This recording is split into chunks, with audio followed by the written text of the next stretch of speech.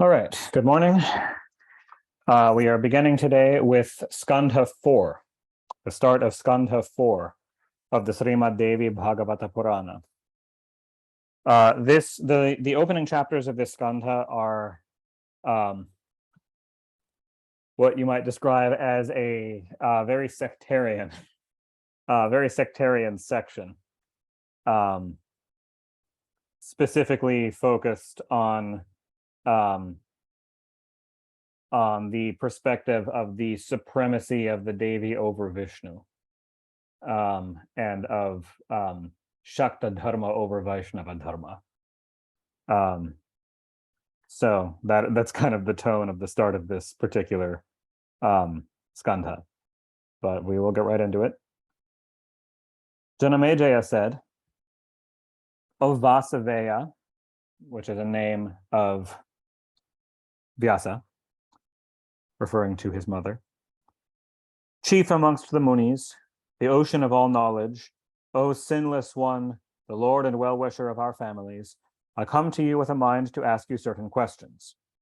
I heard of yore, but I do not know why, was that illustrious son of Shurasena, that powerful Anakadundhubi, the pious and illustrious Vasudeva, the father of Sri Krishna, the incarnation of the god Hari himself, and who was worshipped even by the Devas, thrown into prison by Kansa." You might recall from the Bhagavata Purana and the Vishnu Purana that Anakadundhubi is an epithet of Vasudeva, father of Sri Krishna, since at Vasudeva's birth, Anaka drums and Dundhubi drums were resounded in the sky, and so he was also given the name Anakadundhubi. Janamejaya goes on, "What faults had he and his wife Devaki committed? Why did that Kansa, the descendant of Yayati, kill the 6 infant sons of Devaki? And for what reason did the god Sri Hari incarnate himself as the son of Vasudeva in the prison of Kansa? How was that Lord of the universe, Sri Bhagavan, and the ruler of the Yadava clan taken to Gokula? Why was he born of a Kshatriya family, generally recognized as of the Gopala clan of cowherds, who were Vaishyas, not Kshatriyas? Why were his father Vasudeva and mother Devaki thrown in prison? And why did not Sri Krishna, of indomitable prowess and capable to create and preserve the worlds, release instantly his father and mother from their imprisoned state?" Of course, he did release them, but only after he was in his teenage years. "I cannot conceive that the so-called fate could have any influence on such high-souled persons, the father and mother of the Supreme Being, Sri Krishna. Who were these sons of Vasudeva that were killed by Kansa? And who was that girl child who, when struck by Kansa on a slab of stone, instantly rose up above in the sky, assuming the form of Ashtabhuja, the 8-armed goddess? O sinless one, kindly explain unto me, how did Sri Hari manage to perform the householder's duties when he had married his several wives? And what were those glorious deeds that he did in this incarnation? And how did he finally pass away from his mortal coil? My mind sinks into an ocean of confusion when I hear of the several things done by Sri Hari. Sometimes I find the deeds not capable of being done by any other than the Supreme Being himself, and sometimes I hear of deeds that can be done by an ordinary man.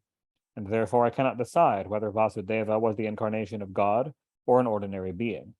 Be pleased to remove these doubts from my mind and describe the life of Vasudeva in its true light."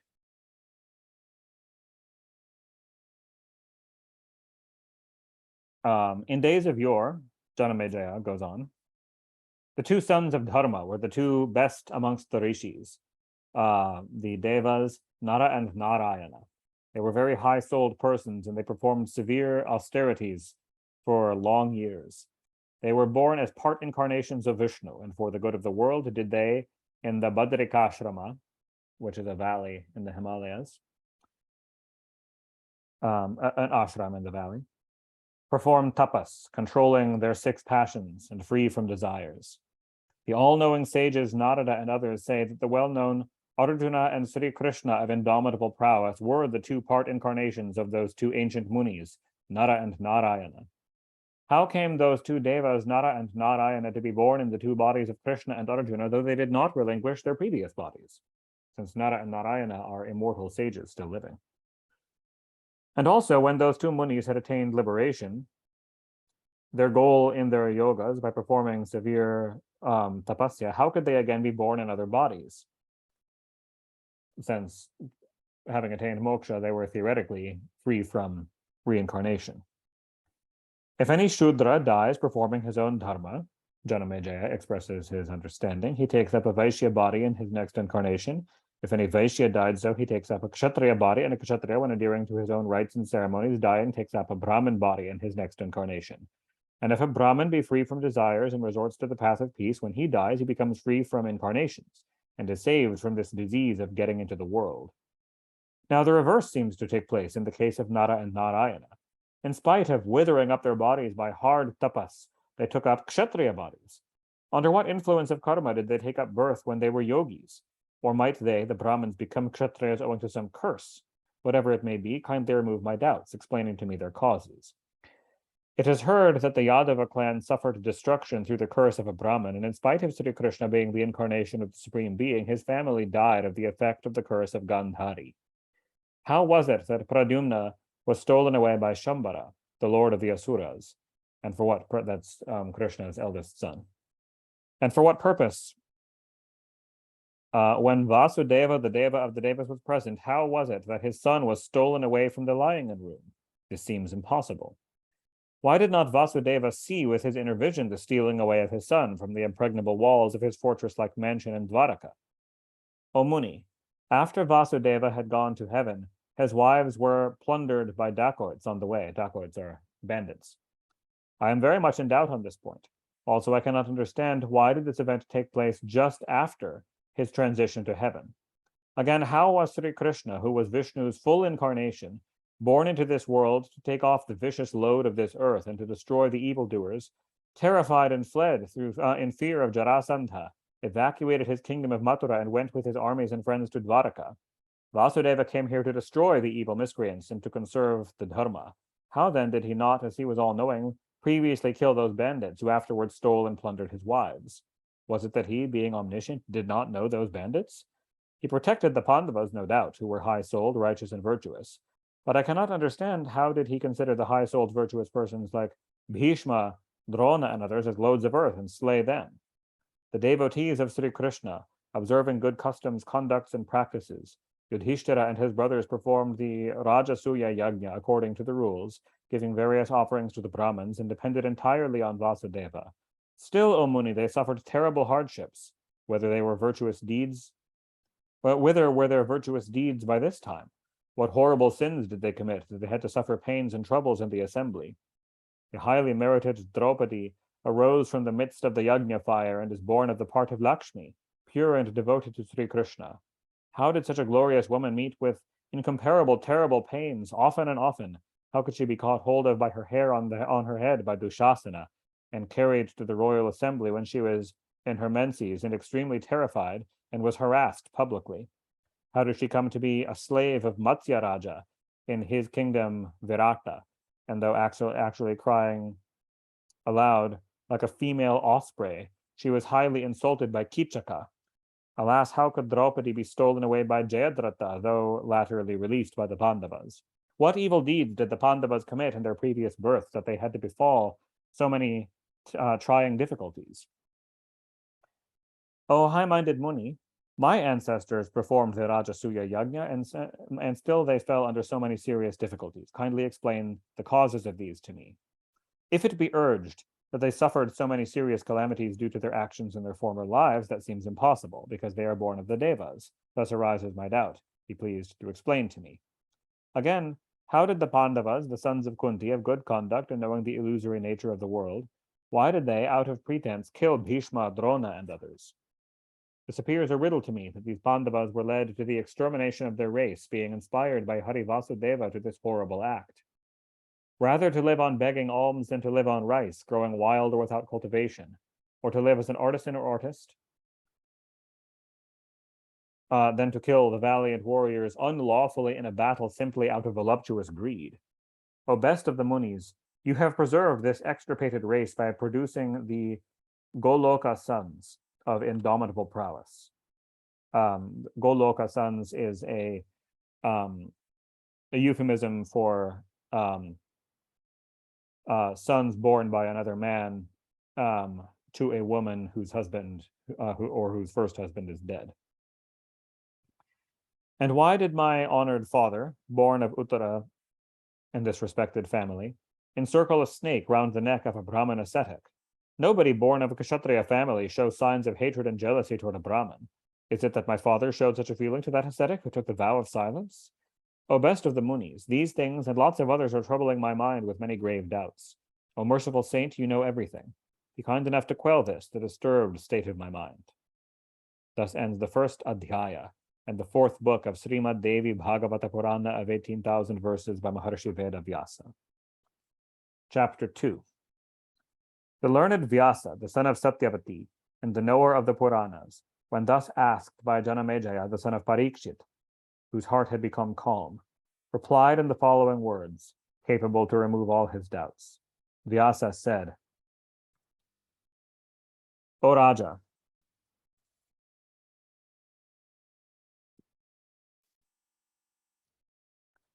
you would better know that in this universe the course of karma is not easily comprehensible.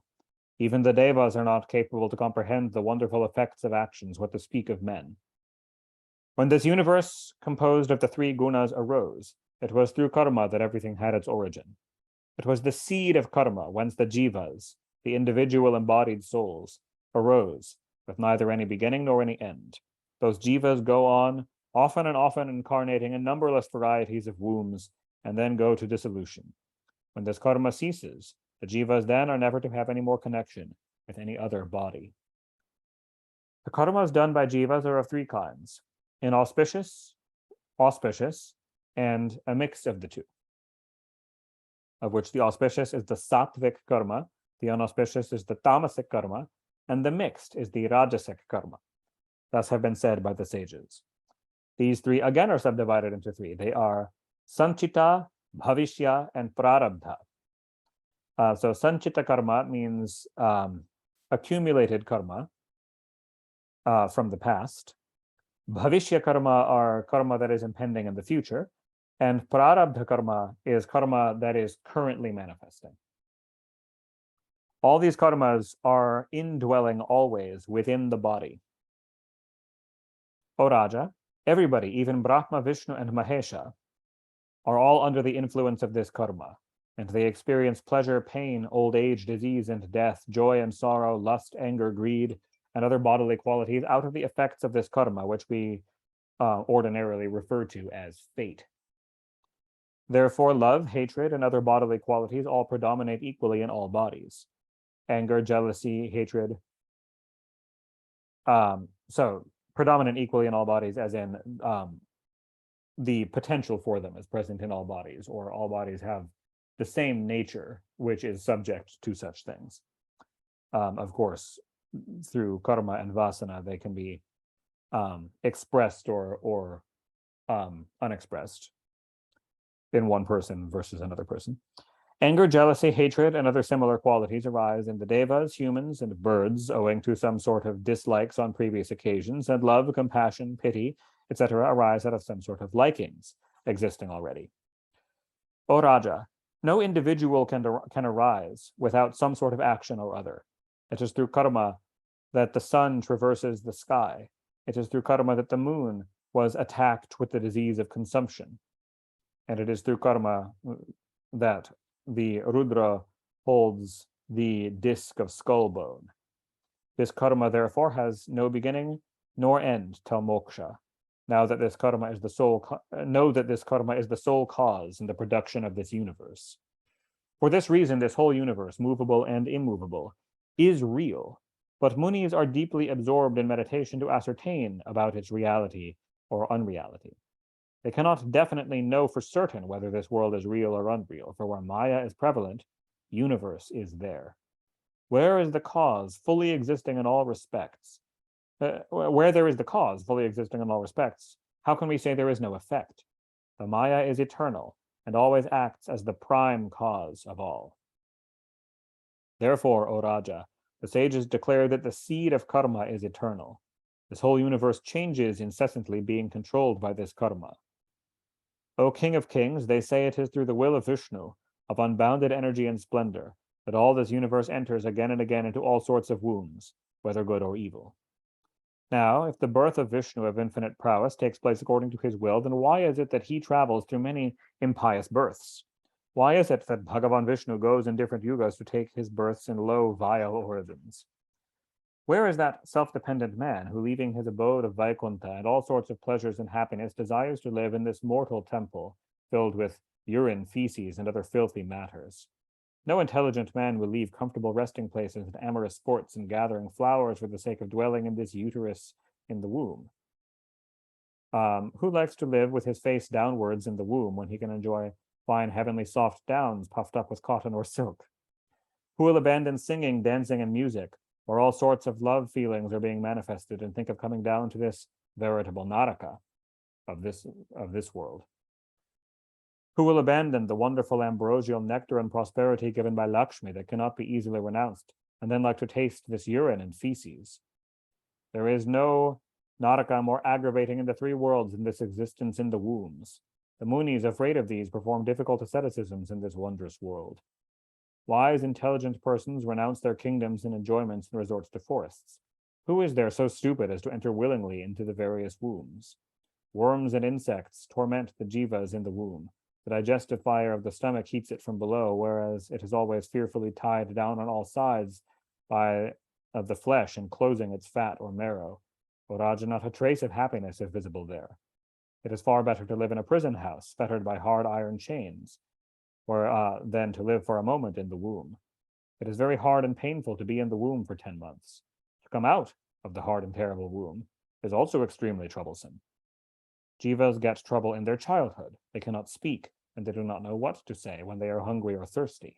They depend entirely on others, and they are grieved. When the child becomes hungry and cries, the mother becomes anxious.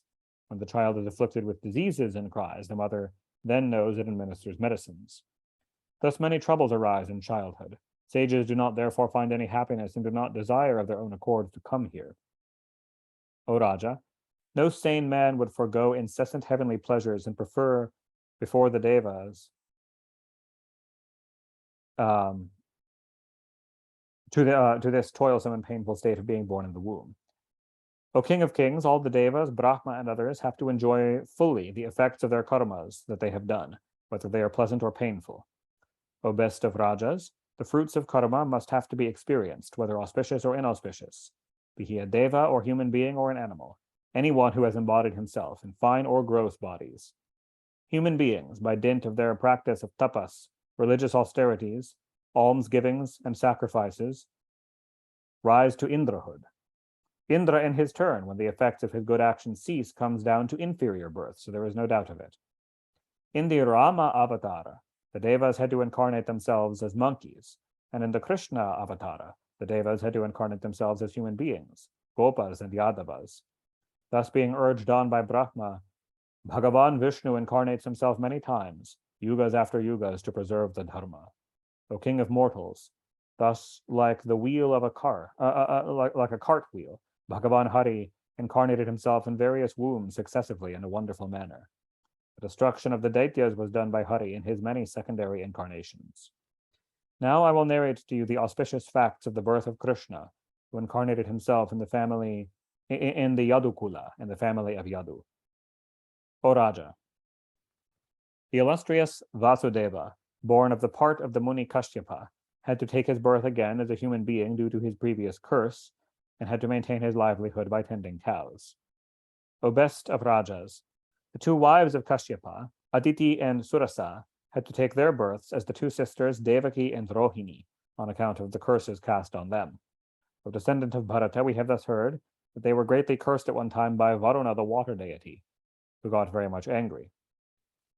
The Raja said, what fault was committed by Kashyapa that he had to take birth along with his wives as cowherds? And why was it that the everlasting uninterrupted Atman Vishnu Narayana had to take his birth in Gokula? He whose abode is Vaikuntha, who is the Lord of Rama, who is Bhagavan and the supreme amongst the gods, who is the upholder of the universe and the yugas, Under whose order can such a being abandon his abode and take his birth in the world like an ordinary mortal? There is this grave doubt, then, of mine on this point.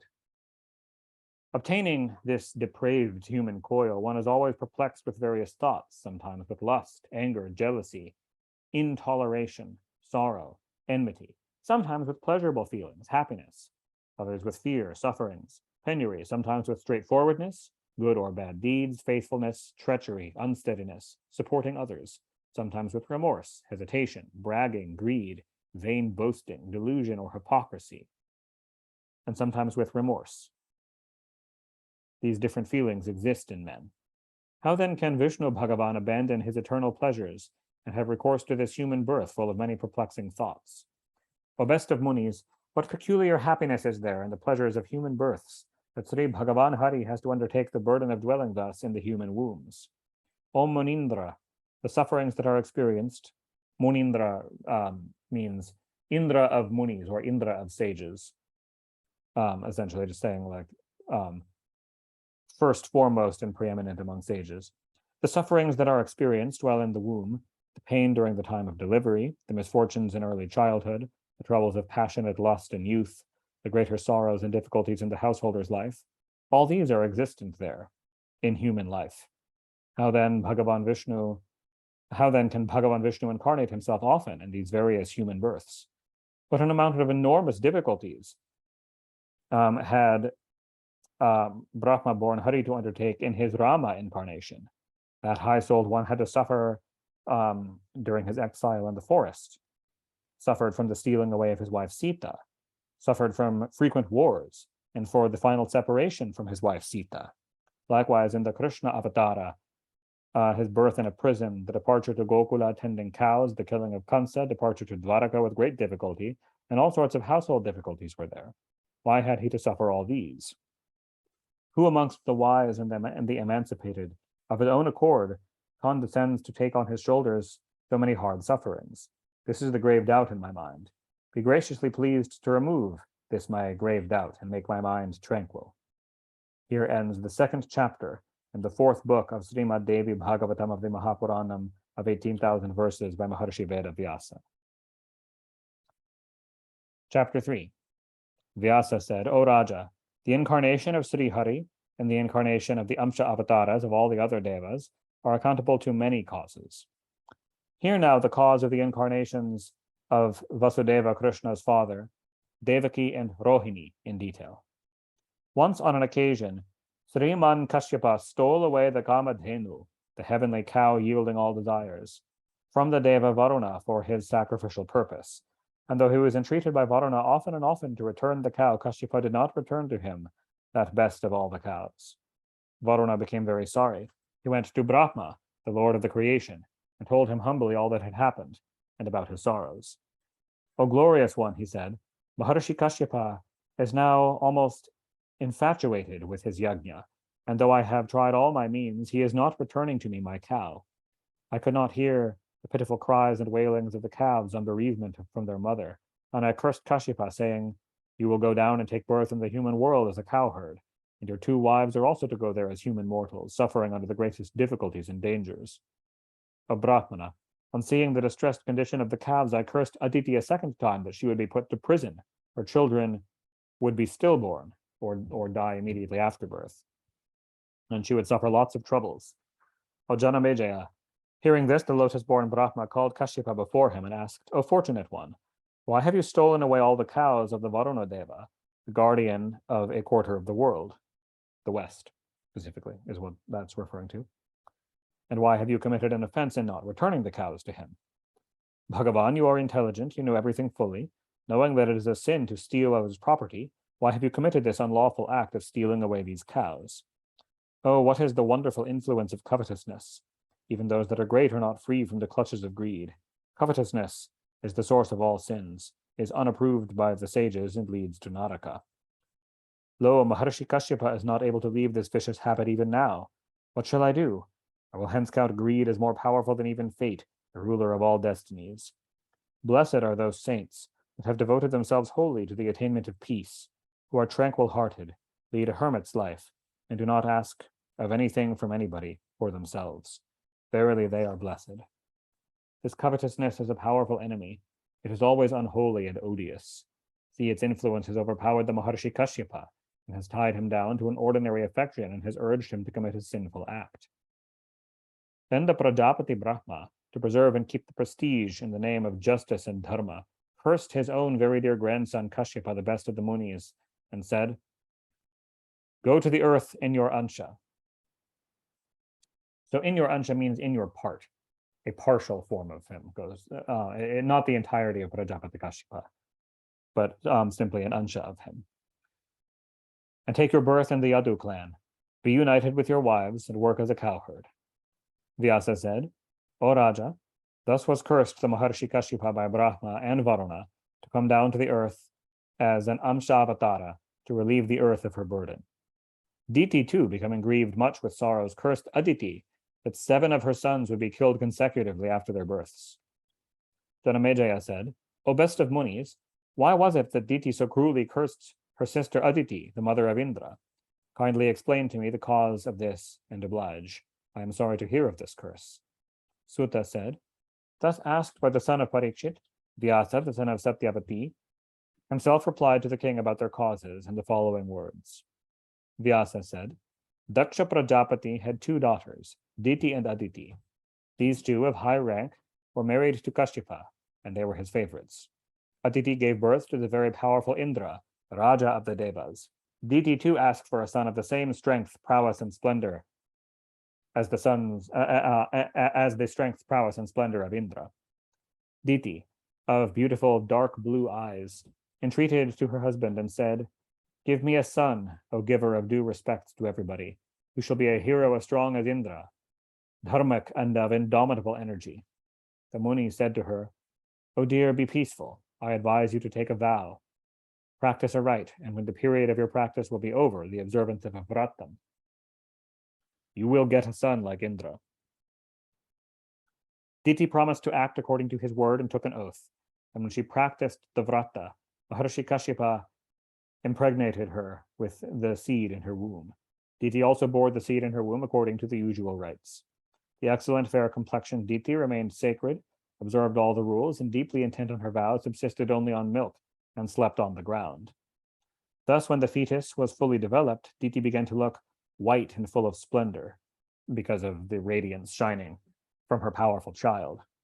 On seeing her thus, Aditi became anxious and thought, if there be born of Diti a son like the powerful Indra, then my son will no doubt be deprived of his brilliancy and splendor, due to their rivalry which she foresaw. And indeed, the children of Diti are enemies of Indra. The proud Aditi, thinking thus, said to Indra, O son, there in the womb of Diti is your powerful enemy. O beautiful one, even now think out how you can kill your enemy. Before the child is born of the womb, try to destroy it. Since the time I have looked on my co-wife Diti, of beautiful eyes and proud, this is the one and only thought that troubles the peace in the innermost of my heart. The enemy, if he firmly gets hold like a fully developed consumption, cannot be killed. Therefore, the intelligent persons should destroy their enemies while they are in their buds. O Shatakratu, my heart is being pierced wholly by an iron spoke when I see the womb of Diti. Kill it by any means you can. O high-minded one, if you like my welfare, then destroy the fetus in the womb of Diti by any of the existent means, sama, dana, or strength, and thus remove the cause of grief in my heart. Vyasa said, on hearing his mother, Indra, the Raja of the immortals, thought over all the means and went then to his stepmother Diti. That evil-minded Indra bowed down at the foot of Diti with humility and addressed her with words, sweet but full of poison. He said, O mother, you have become very weak, lean, and thin in the practice of your vow. I have come to serve you. Order me now what I can do for you. O chaste one to your husband, I want to shampoo your feet.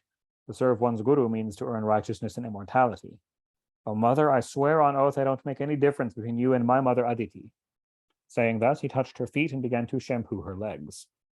The beautiful-eyed Diti, tired of the vow, lean and thin, thus being shampooed and having full faith in Indra's words, fell into a deep sleep. Seeing her asleep, Indra, with thunderbolt in his hand, took his subtle form, and by the influence of his yogic power, entered carefully and quickly into her womb, and cut asunder the fetus in the womb into 7 parts. The child in the womb, struck by the thunderbolt, cried out. Indra spoke to the child gently, do not cry. and in the meanwhile cut each of the 7 parts into 7 parts again. Thus, O Raja, the 49 Maruts were born. When the good-natured Diti woke, she came to know that Indra had treacherously cut the fetus in her womb and became very sorry and angry. Knowing that all these treacherous acts were done under the advice of her sister wife, the truthful sister wife, Aditi, the truthful Diti who was under the vow cursed Aditi and Indra, saying that as her son Indra had treacherously cut the fetus in her womb, Indra's kingdom over the 3 worlds would be destroyed. And as the sinful Aditi had secretly caused, she said, has secretly caused the destruction of my son, her sons too will also die after their birth consecutively, and she would dwell in the prison house in much trouble and anxiety, and would also bear stillborn sons in her next birth. Or by stillborn sons, we mean sons who die immediately after their birth. Vyasa said, O Raja, Maharshi Kashyapa, the son of Marichi, hearing this curse, allayed her anger with loving words. O Blessed One, do not be angry, he said. Your sons will all become very powerful and will be called Maruts. They will be companions and friends to Indra. O dear, your curse won't be fruitless. In the 28th Manvantara, at the end of the Dvapara Yoga, your curse will bear fruit. Then Aditi, sinful through her jealousy and anger, will go down on earth to take a human birth in her Ansha and suffer according to your curse.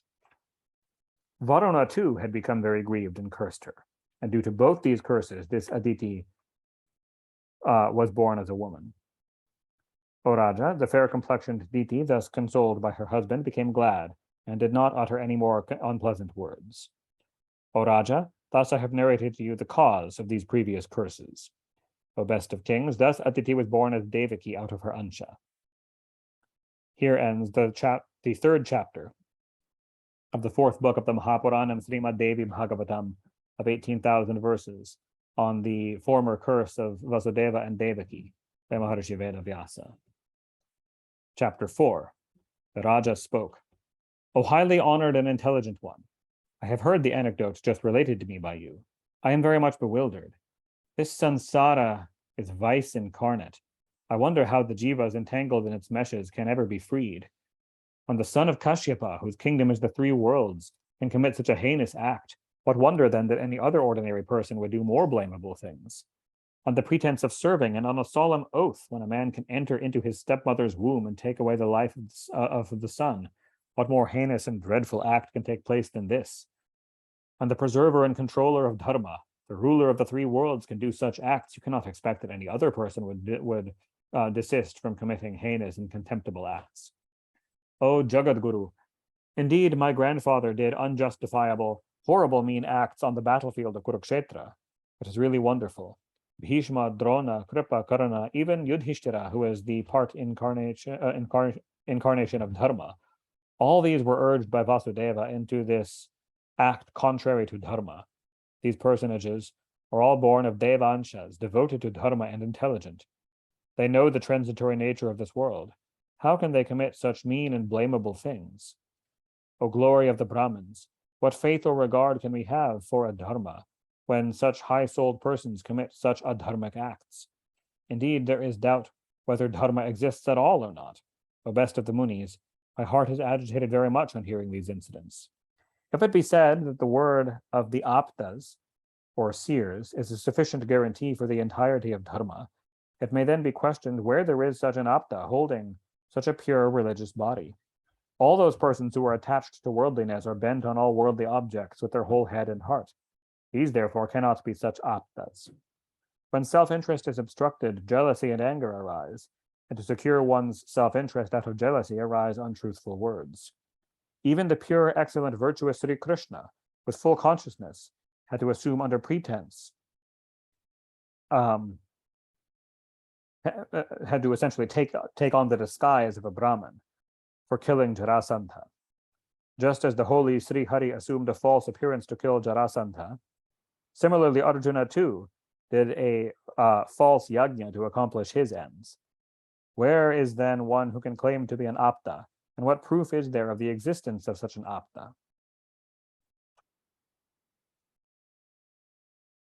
What sort of yajna was this? Did it lead to heaven in the next world, or did it lead to glory, or did it serve the cause of any goodwill?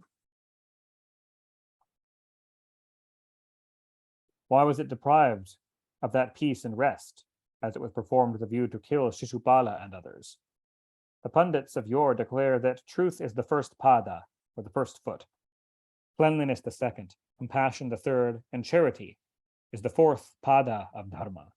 Thus, devoid of these, how can dharma stand with due regards from all?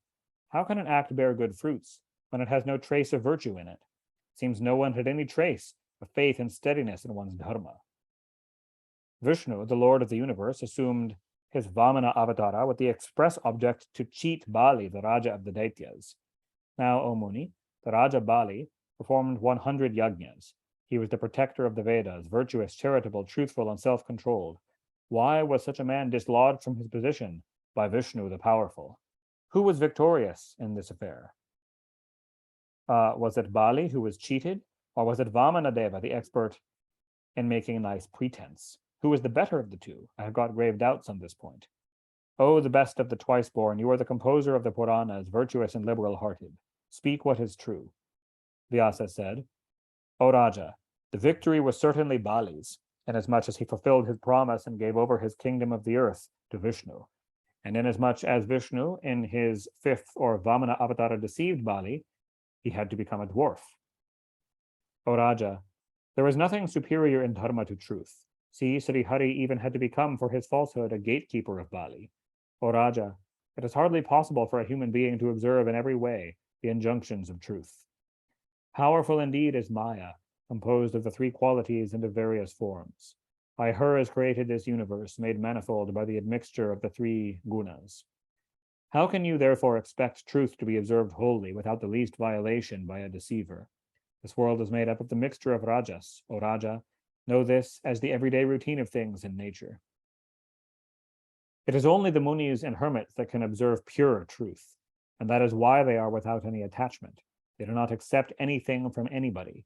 They are desireless, and they all have no rough wear and tear of the world. They exist as perfect examples. Their case is quite separate. All others are caught under the meshes of the three Mayic gunas. I've mentioned before that this copy that I'm reading was my father's copy of the Purana. He underlined this entire next passage and started. O best of Rajas, the Dharma Shastras, Puranas, and the Angas of the Vedas are full of diverse opinions on any one point under consideration, for their composers were under the influence of the different gunas.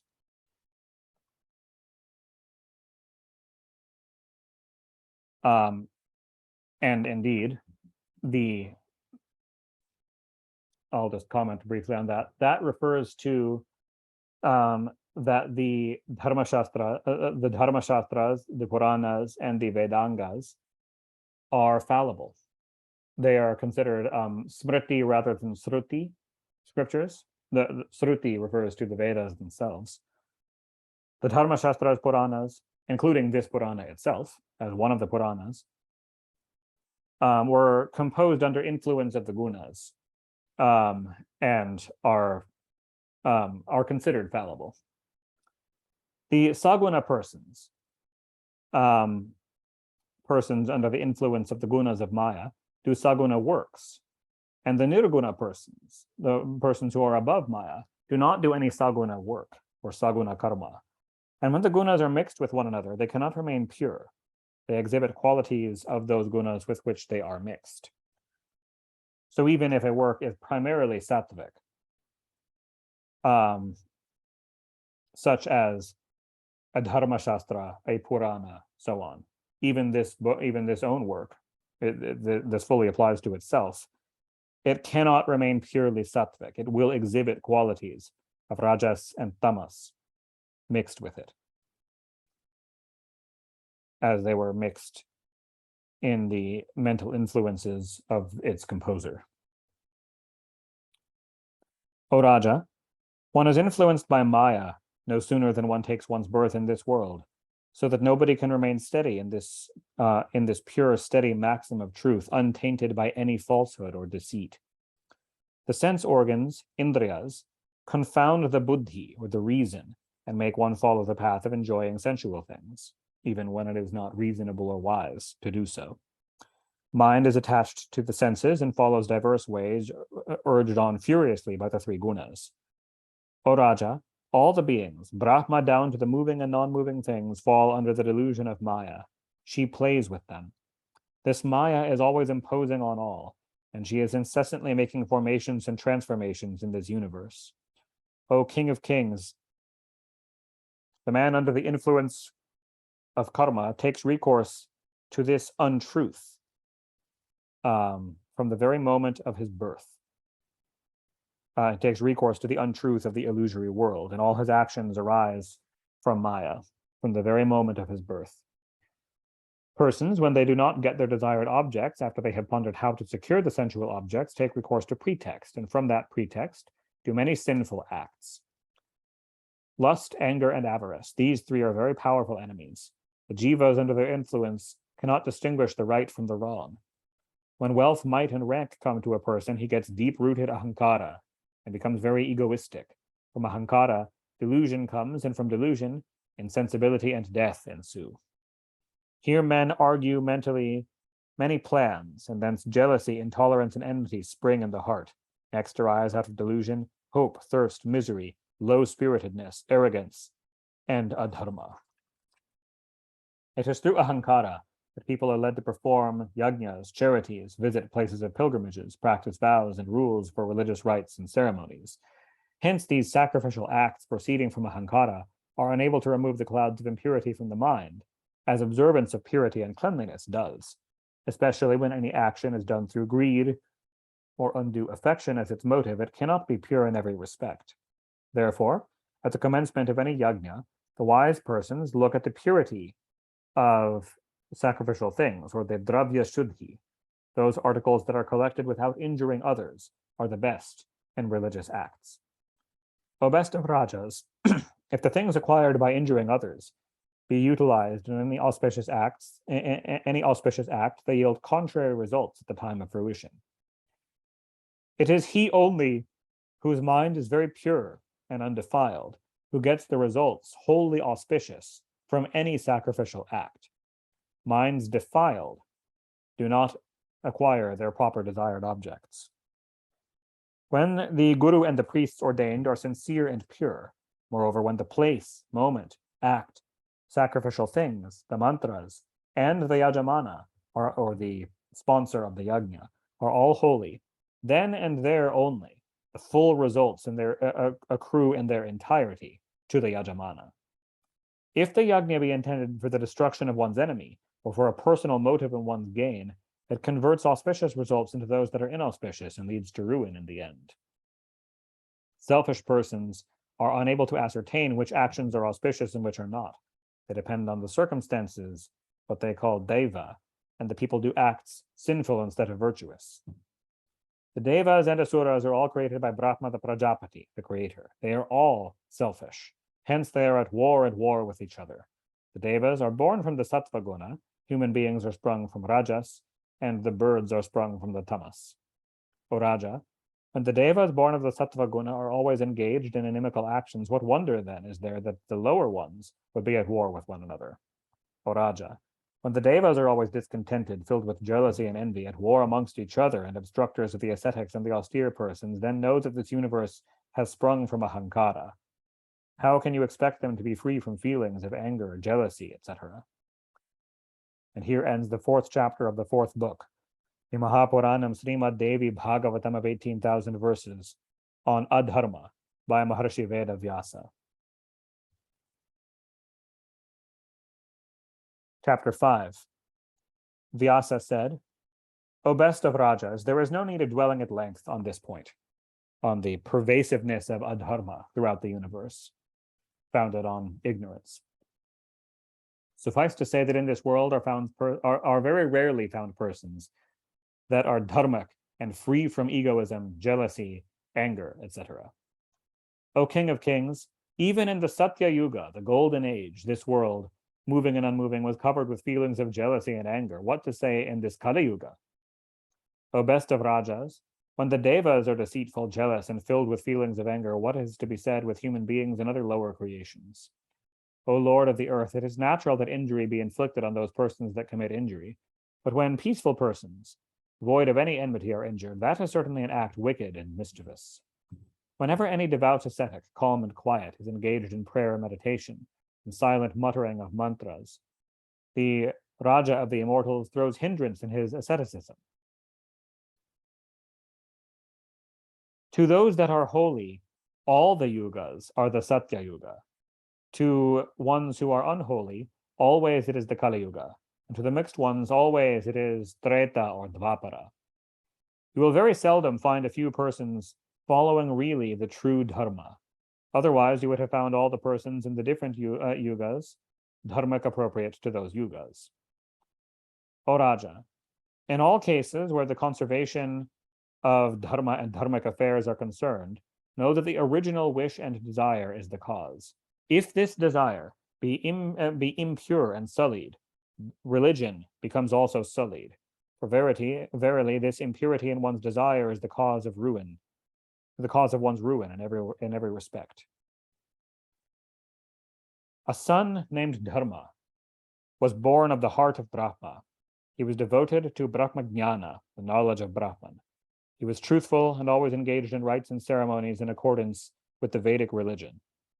This high-souled Muni Dharma was a householder and married duly, according to the proper procedure, to the 10 daughters of Daksha Prajapati. This Dharma, the foremost amongst the followers of truth, impregnated them and had 4 sons, named respectively Hari, Krishna, Nara, and Narayana. Hari and Krishna, amongst the 4, used to remain always in the practicing of the yoga. Nara and Narayana came over to the Himalayan mountains and, in the hermitage of Badrika, commenced the difficult religious asceticism and tapas.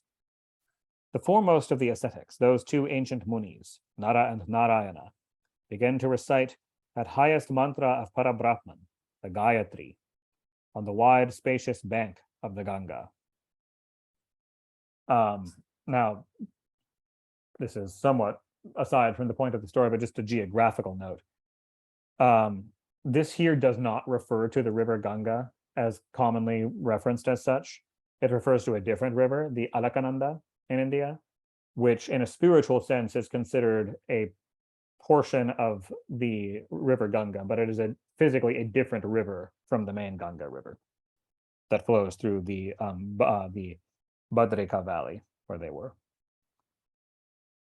These 2 rishis, named Nara and Narayana, born of Hari's Ansha, practiced excellent tapasya for full 1,000 years. The whole universe, moving and unmoving, became hot through the fire of their tapas. Indra also became perplexed. The 1,000-eyed Indra became anxious and thought within himself, thus, what is to be done now? These 2 sons of Dharma are practicing tapas and meditation. If they succeed, they could occupy my excellent seat in heaven. How can I break their tapasya, and what steps shall I take to hinder them? Lust, anger, and insurmountable avarice Indra brought into existence, and intent on hindering their tapasya, mounted on his elephant Airavata, went quickly to the hill of Gandhamadana, and approaching the holy hermitage, saw the 2 ancient rishis. Their bodies were incandescent by tapasya, as if they were 2 rising suns. Were they Brahma and Vishnu manifested there, or were they the 2 shining sources of light? These 2 rishis were the sons of Dharma. What would they do with their tapasya? Thinking thus, the Lord of Shachi, or the husband of Shachi, seeing them, addressed them thus: O highly fortunate ones, O 2 rishis, sons of Dharma, please tell me what are your objects. I have come here to give thee excellent boons. I am very pleased with your tapasya, therefore ask boons from me. And even if they be not worth giving, I will give them to you.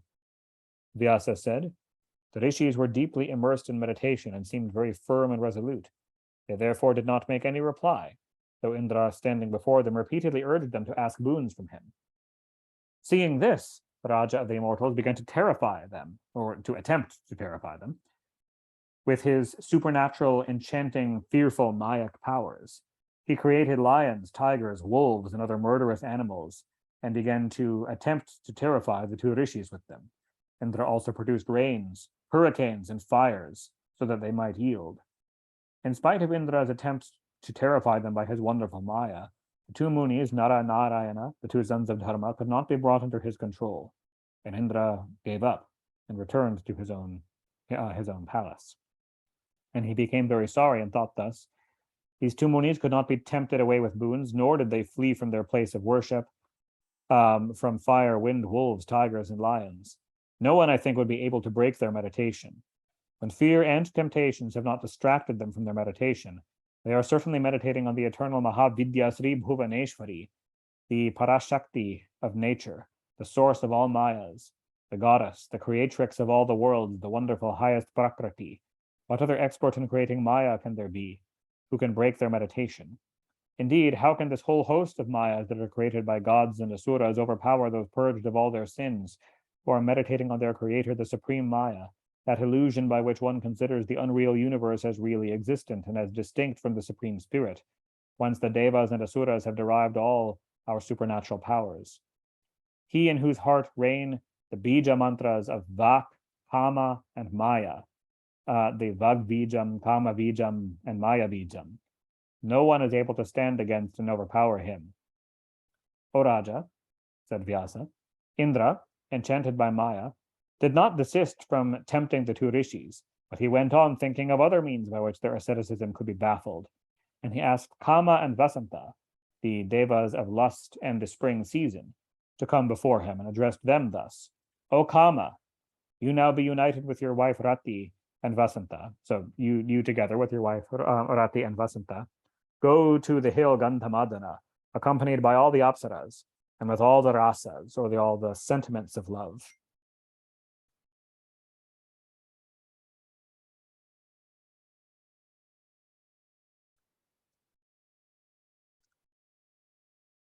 There you will find the two ancient, excellent rishis, Nara and Narayana, practicing asceticism and solitude in the hermitage of Badrika.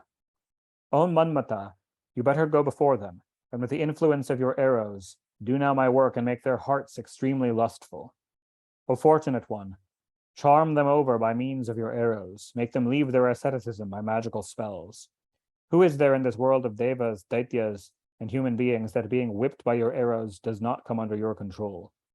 When Brahma, I, Mahadeva, Chandra, and Agni are all fascinated by your arrows, and is there any doubt that these two rishis would not be fascinated by them? I am sending these public women as your assistants. Rambha and other beautiful celestial apsaras will all follow you. You alone, or Rambha, or Tilottama alone, can do this work. Will there be any doubt if you all unite in this? O good one, do this work for me. I will confer on you your desired objects. O Manmata, I tempted them with boons, but these two ascetics of controlled minds could not be displaced from their seats. My efforts were rendered useless. I frightened them very much with all the Mayak powers, yet they could not be dislocated from their deep thoughts. It seems that they are quite heedless in the preservation of their bodies. Vyasa said, Kamadeva, on hearing the Raja of the Devas, addressed him thus, O Indra, today I will fulfill all your desires. But there is one word. If these two ascetics be meditating on Vishnu, Shiva, or Brahma, or Surya, then I will be able to bring them under my control. But if they be meditating on the great seed mantra, the root of all Maya, and the great Kama Bijam, the Raja of the Kama, I will never be able to subdue such a devotee of the highest Devi. If these two ascetics have devotedly taken refuge of the great power, Mahadevi, then they will not come under the influence of my arrows. Indra said, O blessed one, go now with your assistants ready to do your work. Nobody but you I find nobody but you that can fulfill this beneficial but very difficult task for me. Vyasa said, thus ordered by Indra, they all departed to where Nara and Narayana, the sons of Dharma, were performing their hard tapasyas. And here ends the 5th chapter in the 4th book of Srimad Devi Bhagavatam, the Mahapuranam of 18,000 verses by Maharshi Veda Vyasa.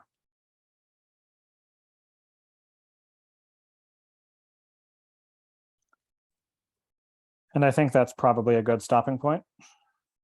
Just about time, and the next chapter is fairly long, as we have the encounter of Kamadeva and his retinue with Nara and Narayana.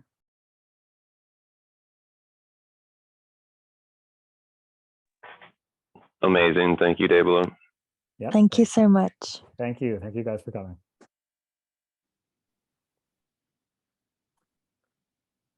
All right. One question, if I may. Yes. Thank go you. Ahead. Go ahead. Kashyapa is the demon's guru, correct? No, not Former. their he is their forefather. Shukra is their guru. Kashyapa is Kashyapa is their forefather. Shukracharya? Yes. Okay. Shukracharya is the Asura's guru. Right. Yeah. I got that mixed up. Yeah. Okay. Kashyapa is their father, but he's also the father of the gods. Through Yes. Cool. Kashyapa Prajapati Kashyapa is one of the most prolific. Actually, probably is the most prolific of all the Prajapatis, the Manasaputras of Brahma. He is the forefather of most human beings, of devas, of asuras, of nagas, of rakshasas, of all sorts of races throughout many lokas. He was a divine being, a direct son of Brahma, who was the major creator of different races of beings. So yes, including both the asuras and the devas. Cool.